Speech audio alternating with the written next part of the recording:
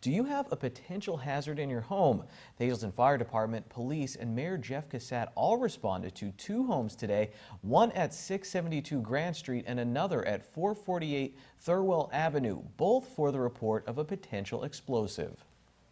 There was a recent article in the newspaper about people finding citric acid in old mining kits.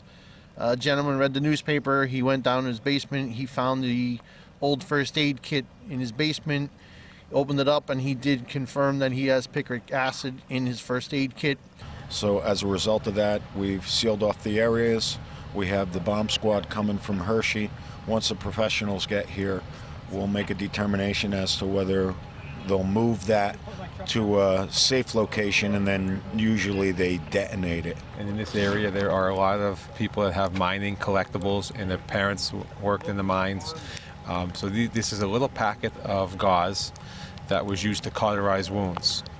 Over time they have crystallized and become highly explosive.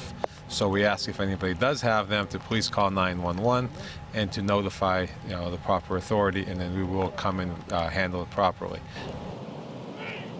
The devices were detonated by experts at City View Park near Arthur Gardner Parkway and South Poplar Street. Again, if you have one of these kits in your home, call 911 immediately.